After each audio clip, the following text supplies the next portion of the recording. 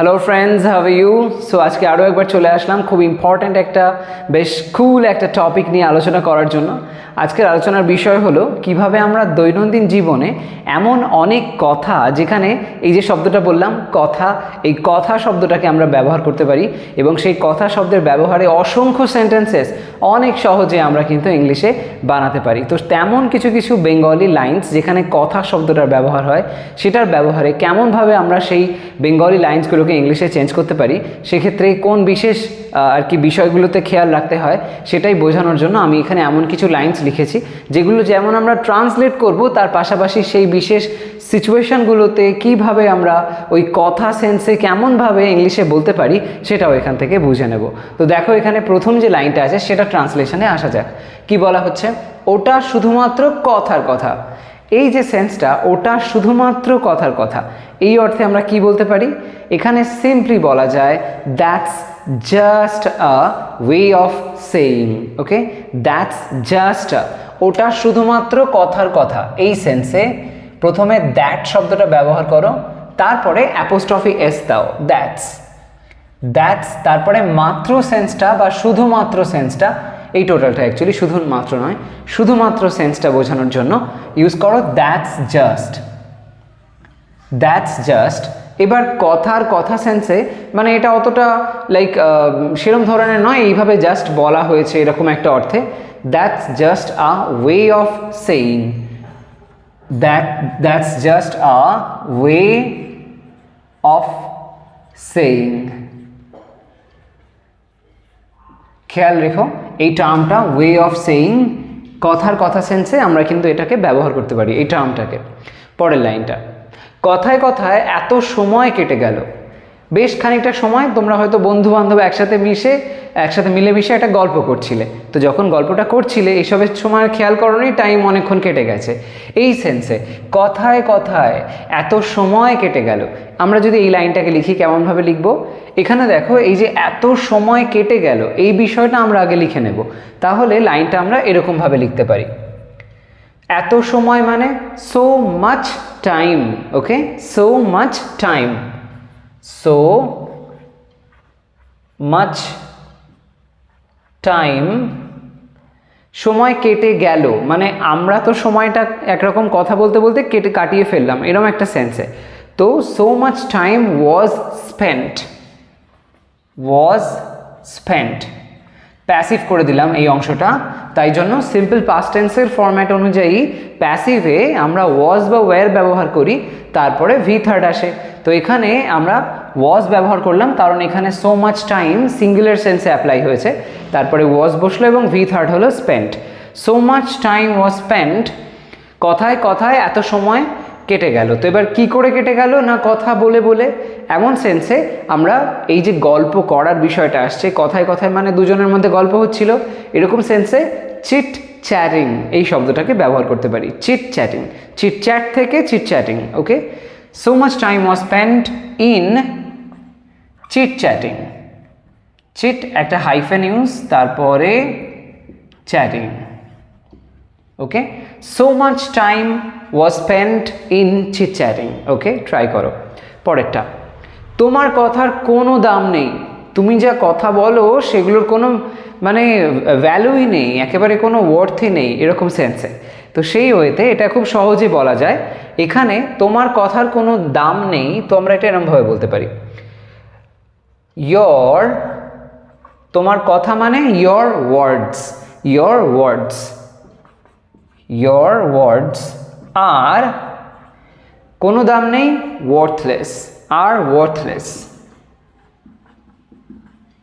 worthless. Okay, your words are worthless। তো এখানে ওয়ার্ডস ব্যবহার হলো, এটা ওই কথা সেন্সে। আগের লাইনে চিট চ্যাটিং, এটা ব্যবহার হয়েছে ওই কথায় কথায় এরকম সেন্সে। এবার এটা কিন্তু এই ক্ষেত্রে খেয়াল করবে যে যখন এরকম কথায় কথায় মানে গল্প করা বোঝাচ্ছে, তেমন ক্ষেত্রে আমরা চিট চ্যাটিং এই শব্দটাকে ব্যবহার করতে পারি। পরেরটা, এমন কথা উচ্চারণ করো না। যে কথাটা উচ্চারণ করছো সেটা খুব খারাপ একটা কথা, তাই জন্য এমন কথা তুমি বলো না। এই যে কথাটা বলা হচ্ছে, এমন কথা উচ্চারণ করো না, এই সেন্সে কিভাবে বলতে পারি? দেখো লাইনটা একটা ইনস্ট্রাকশান দেওয়া হয়েছে, মানে এই কাজটা করো না, ওখানে যেও না, এখন ঘুমিও না, ইত্যাদি রকমের কথাগুলো মানে হচ্ছে ওই কাউকে কিছু বলা হচ্ছে, কোনো একটা কাজ করতে আদেশ নির্দেশ, এই ধরনের সেন্স, তার মানে ইম্পারেটিভ সেন্টেন্স হয়েছে। তো আমরা এটা ভার্ব দিয়ে শুরু করব, তাই না? তাহলে কিভাবে করতে পারি? দেখো এখানে করো না বলা হয়েছে, যখন এরকম না সেন্স আসে কোনো নির্দেশ দেওয়া বাক্যে, তখন সেক্ষেত্রে আমরা ডোন্টের ব্যবহার করে থাকি। তো এখানে ডোন্টের ব্যবহার করব, এমন কথা উচ্চারণ করো না। তো ডোন্ট আটার, ডোন্ট আটার, আটার মানে হচ্ছে উচ্চারণ করা, উচ্চারণ করা সেন্সে আটারও বলতে পারো, প্রনাউন্সও বলতে পারো, প্রনাউন্স। ওকে, ডোন্ট আটার কি না, এমন কথা, such a word, such a word, এমন কথা, এমন একটা কথা, এরকম সেন্সে উচ্চারণ করো না, ডোন্ট আটার such a word। Next one, এই কথাই আমি বারবার বলি। এখানে কথাই, কোনো একটা কথাকে জোর দিয়ে বলা হচ্ছে, যে কোনো একটা হয়তো স্টেটমেন্ট আমি বারবার করি, সেরকম সেন্সে এই লাইনটাকে যদি আমরা লিখতে পারি, কেমনভাবে লিখতে পারি? এটা আমরা যদি লিখি এরকমভাবে লিখলে খুব ভালো হয়, সেটা হচ্ছে দ্যাটস হোয়াট, দ্যাট তার সাথে অ্যাপোস্ট্রফি এস দিলাম, তো দ্যাটস হোয়াট, দ্যাটস হোয়াট, যেমনটা দেখো আগে একটা দ্যাটসের ব্যবহার হয়েছিল প্রথম লাইনে, that's just a way of saying, তো সেখানে দ্যাটসের ব্যবহার হয়েছিল মানে দ্যাট ইজ, সেরকমভাবেও এখানেও আমরা লিখছি দ্যাটস হোয়াট। এখানে দ্যাটস হোয়াট মানে আমার বলা কথাটা, সেই সেন্সে আমি এখানে দ্যাটস হোয়াট ব্যবহার করলাম, কিন্তু হোয়াট মানে কিন্তু কথা নয়, হোয়াট মানে হলো কি, তাই তো? তো সেই জন্য হোয়াটের ব্যবহারটা যখন আমরা প্রশ্ন করার ক্ষেত্রে লিখছি, তখন সেক্ষেত্রে কি হয়, কখনো কখনো যখন আমরা ওটাকে জয়নার হিসেবে ব্যবহার করি, আই মিন লিঙ্কার হিসেবে ব্যবহার করি, তখন হয়তো যে সেন্সটা আসে, কিন্তু এখানে সেরম ধরনের অর্থে নয়। দ্যাটস হোয়াট মানে আমি যে কথাটা বলেছি সেই বিষয়টাকে পয়েন্ট করার জন্য হোয়াটের ব্যবহার হচ্ছে। দ্যাটস হোয়াট আমি বারবার বলি, আই সে বলি বলা হয়েছে, মানে সবসময় বলি এরম একটা সেন্সে, এখানে এমনিও বলাও হচ্ছে বারবার বলি এরম একটা অর্থে। তো এটা অলওয়েজ যেন ট্রু এরম একটা ফ্যাক্ট আসছে, সেরকম অর্থে এটা সিম্পল প্রেজেন্ট টেন্স হয়েছে। তো সেই জন্য এখানে আমরা আই সে এরকম কথা বলবো। ওকে, দ্যাটস হোয়াট আই সে, বারবার বলে, তাই জন্য again and again, that's what I say again and again, okay, that's what I say again and again। তো এখানে এই ওয়ার্ডটা সেই কথাটাকেই বোঝাচ্ছে, এই কথাই দ্যাটস হোয়াট এরকম ভাবে। ওকে, নেক্সট ওয়ান, উপরের বলা কথাগুলি মেনে চলো। দেখবে অনেক সময়তে আমরা হয়তো কোনো কোয়েশ্চেন সলভ করতে বসেছো, তখন দেখবে সেখানে অনেক কিছু কথা, অনেক কিছু পয়েন্টস বলা হয়েছে, এবং সেই পয়েন্টগুলোকে মেনে চলার জন্য বলা হচ্ছে, এমন একটা লাইন আছে যে উপরে যে কথাগুলো রয়েছে সেই উপরের কথাগুলোকে মেনে চলো, এরকম একটা সেন্সে যদি এমন ধরনের লাইন থাকে, সেখানে এই যে কথাগুলো এরকম সেন্সে আমরা কিভাবে বলতে পারি? তো এই ধরনের অর্থে লাইনটাকে এরকমভাবে লেখা যায়, উপরের বলা কথাগুলো মেনে চলো। দেখো শেষে রয়েছে মেনে চলো, এখানেও বুঝতে পারছো নির্দেশ দেওয়া হচ্ছে, এরকম করো, এরকমভাবে নির্দেশ দেওয়া হয়েছে। তো তাই জন্য আমরা যখনই নির্দেশটা দেখি দেওয়া হচ্ছে, তখন সেক্ষেত্রে ভার্ব দিয়ে শুরু করি। আমি একটু আগেই তোমাদেরকে বললাম, তো এখানেও ভার্ব দিয়ে শুরু করতে হবে। ভার্ব হচ্ছে মেনে চলাটা, তার মানে ওবে, তো সেটা দিয়ে আমরা শুরু করব। ওবে, কি ওবে করবে না, উপরের বলা কথাগুলো, তো সেই সেন্সে ওবে দ্য অ্যাবাভ, এখানে আমরা একটা ফ্রেজ অ্যাপ্লাই করতে পারি, উপরের বলা কথা above hyphen stated, above stated, তারপরে এখানে তোমরা ওই কথা সেন্সে ব্যবহার করতে পারো পয়েন্টস অথবা ফ্যাক্টস, দুটোই চলবে। ওকে, obey the above stated points, obey the above stated points, তো এখানে এই অ্যাবাভ স্টেটেড পয়েন্টস, এই টোটাল বিষয়টা, স্টেটেড মানে অ্যাকচুয়ালি কথাটাকেই বোঝানো হচ্ছে, পয়েন্টস মানে উপরের বলা সেই বিশেষ পয়েন্টগুলো, যেগুলো কিনা বলতে পারি সেই বিশেষ বিষয়গুলো, যে লাইক বুলেট পয়েন্টসগুলো যেগুলো রয়েছে সেইটাকে, টোটালটাকে রেফার করছে। তাহলে এখান থেকে যে বিষয়টা আমরা বুঝতে পারছি, এখানে পয়েন্ট এবং স্টেটেড এই সমস্তটা মিলেমিশে সেই কথাগুলোকেই কিন্তু বোঝাচ্ছে। তাই জন্য এই টোটাল টার্মটা তোমরা এই ধরনের সেন্সে অ্যাপ্লাই করতে পারো। ওবে দ্য অ্যাবাভ স্টেটেড পয়েন্টস মানে উপরে বলা যে কথাগুলো আছে সেগুলোকে মেনে চলো, এরকমভাবে। পরের লাইনটা দেখো, সব কথা মন খুলে বলো। সত্যি তো, মনের মধ্যে ফালতু টেনশনগুলোকে জমিয়ে রেখে লাভ কি? মন খুলে বলাটাই সবসময় উচিত। তো সেই সেন্সে সব কথা মন খুলে বলো। কিভাবে বলবে? খুব সুন্দরভাবে লাইনটাকে তোমরা বলতে পারো। এখানেও দেখো একই রকমভাবে একটা ইনস্ট্রাকশান দেওয়া হয়েছে, মন খুলে বলো। তার মানে আমরা যখনই জানবে কোনো কিছু একটা মন খুলে কিছু বলার কথা বলি, সেক্ষেত্রে একটা খুব কমন ফ্রেজাল ভার্ব আছে। সেটা কি? সেটা হলো ওপেন আপ। ওকে, ওপেন আপ। সেই ওপেন আপ এখানে ব্যবহার করে আমরা লাইনটাকে খুব সুন্দরভাবে সাজাতে পারি। কেমন হবে দেখো, ওপেন আপ। ওপেন আপ, সব কথা মন খুলে বলো। তো open up whole heartedly. Open up whole heartedly. Whole heartedly, এখানে একটা হাইফেন দিয়ে open up whole heartedly. Okay, তো এই যে ওপেন আপ হোল হার্টেডলি লিখলাম আমরা এখানে, এইটা এই টোটাল সেন্সটাই অ্যাকচুয়ালি ওই মন খুলে কথা বলার বিষয়টা বোঝাচ্ছে। এখানে ওপেন আপ মানে হচ্ছে বেসিক্যালি কথাটাকে মনের মধ্যে না রেখে এক্সপোজ করা। এবার যদি আমরা এখানে হোল হার্টেডলি বলি, তার মানেটা দাঁড়াচ্ছে যে একেবারেই মনটাকে পুরো ফ্রি করা, এরকম একটা সেন্সে। এটা যদি আমরা না লিখে শুধু ওপেন আপ বলতাম, তার মানেটাও কিন্তু হতো। ওপেন আপ মানে কাউকে বলছি মনের মধ্যে কিছু রেখো না, সবটা প্রকাশ করে দাও, এরকম সেন্সে ওপেন আপ হয়। কিন্তু যদি হোল হার্টেডলি টার্মটাকে ইউজ করি, তার মানে হচ্ছে মনটাকে যেন আরও বেশি মুক্ত করে বলো, এরকম একটা সেন্সে। তাই জন্য যদি এরকমভাবে বলো, তাহলে সেটা কিন্তু আরও বেশি সুইট সাউন্ড করবে। ডেফিনেটলি ট্রাই করো। পরের লাইনটা দেখো, আমাদের মধ্যে কথা বন্ধ মানে আমরা আর কথা টথা বলছি না, আমাদের মধ্যে স্পিকিংটা চলছে না, এরকম সেন্সে আমরা এটা এরকমভাবে বলতে পারি। We are not, we are not in, we are not in. এখানে একটা ফ্রেজ অ্যাপ্লাই করা যায়, কথা বন্ধ সেন্সে আমাদের মধ্যে কথার কাজ কারবার আর চলছে না, এরকম একটা ব্যাপার। সেই সেন্সে speaking terms. Okay, speaking terms, we are not in speaking terms. Speaking terms, we are not in speaking terms, এরকমভাবে। তো এই স্পিকিং টার্মস এই টোটালটাই হচ্ছে ওই কথা বন্ধ, কথাটাকে হাইলাইট করা হচ্ছে। আমাদের মধ্যে কথা চলা, নিজেদের মধ্যে কথাবার্তা বলা, এরকম একটা সেন্সকে হাইলাইট করছে। সেই কথাবার্তা বলার বিষয়টা আর চলছে না, এরকম অর্থে we are not in speaking terms. Okay, বলতে পারো। নেক্সট লাইন, তোমার কথার মানে বুঝছি না। কি বলছো তুমি? তোমার কথার কিছুই মানে বুঝছি না, এরকম সেন্সে। এই অর্থে আমরা কিভাবে বলতে পারি? এই লাইনটা আমরা এরকমভাবে ট্রাই করতে পারি, তোমার কথার মানে বুঝছি না। এখানে একটা খুব মজার জিনিস আমরা দেখব, এই যে মানে বুঝছি না বলা হচ্ছে, বোঝা সেন্সে মানে আন্ডারস্ট্যান্ড, তাই তো? সেটার ব্যবহার আমরা করব না, এটা একটু অন্যভাবে বলবো। এখানে দেখতে পাবো গেট ভার্বের ব্যবহারটা কতটা ইউজফুল হতে পারে। তো এই অর্থে তোমার কথার মানে বুঝছি না মানে আমি বুঝছি না, এই সেন্সে আই করে আমরা এটাকে বলতে পারি। I am not, am not getting, get তার সাথে আইএনজি জুড়ে দিলাম। কেন জুড়ে দিলাম? কারণ এখানে বলা হচ্ছে মানে বুঝছি না, মানে কাজটা যেন চলছে সেন্সে বলা হচ্ছে।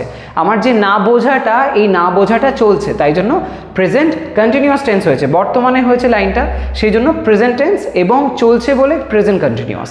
তাই জন্য আমরা এটা এরকমভাবে করলাম, I'm not getting. I'm not getting মানে আমি বুঝতে পারছি না, মানে কি বা কাকে বুঝতে পারছি না? তোমার কথা বুঝতে পারছি না। আম not getting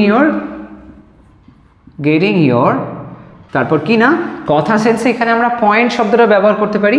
I am not getting your point, তোমার কথার মানে কি, কি বোঝাতে চাইছো তুমি, সেটা আমি বুঝতে পারছি না। তো I am not getting your point.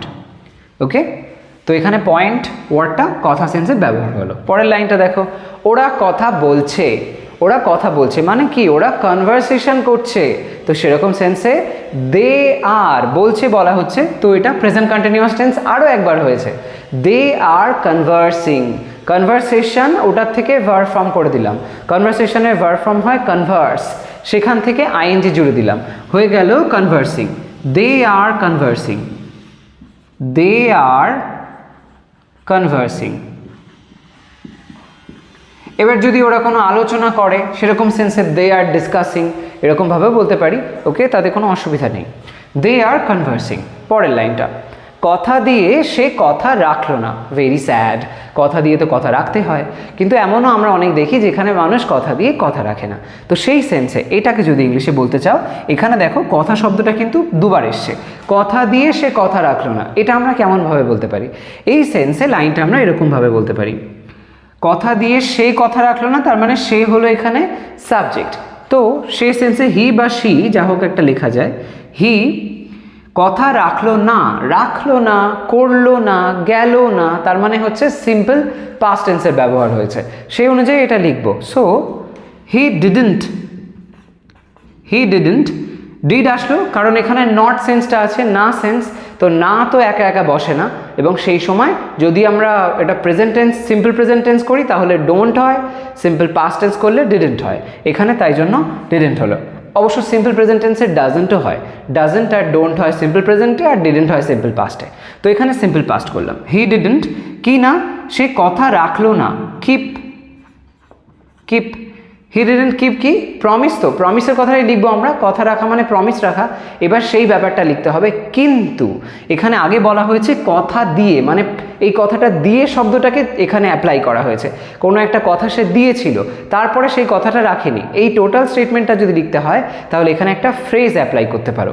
সেটা কেমনভাবে? ফ্রেজটা আমরা অ্যাকচুয়ালি ওই ডিকশনারিগতভাবে ফ্রেজটা পাবো না, নিজেরা বানিয়ে নেব, ঠিক যেরকম আগে আমরা কয়েকটা রকম ফ্রেজ বানালাম, যেমন স্পিকিং টার্মস, তারপরে হচ্ছে ওই হোল হার্টেডলি, এরকম ধরনের কিছু কিছু আমরা ফ্রেজ বানিয়ে নিলাম, এখানেও একটা অ্যাবাভ স্টেটেড পয়েন্টস, তো এরকম ধরনের ফ্রেজ তৈরি করে নিলাম, এখানেও একটা ওরকম ফ্রেজ বানিয়ে নেব। সেটা কি?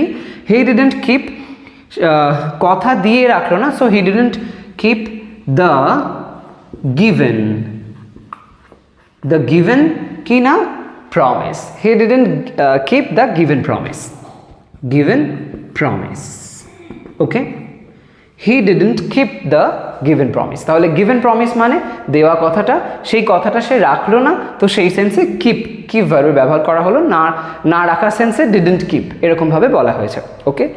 লাস্ট লাইনটা দেখো, বোকা বোকা কথা বলো না, হ্যাঁ, বোকা বোকা কথা একদম তুমি বলো না, এরকম সেন্সে আমরা কিভাবে বলতে পারি?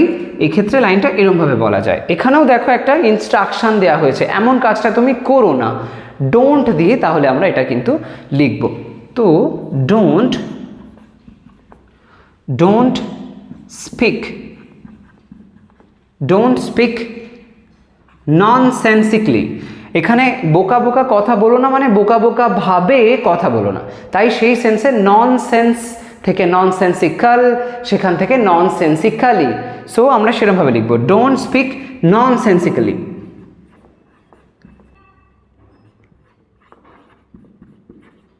বেশ বড় একটা শব্দ, ননসেন্সিক্যাল থেকে ননসেন্সিক্যালি, কিন্তু মনে রেখো স্মার্ট সাউন্ড করবে, ডোন্ট স্পিক ননসেন্সিক্যালি, ওকে।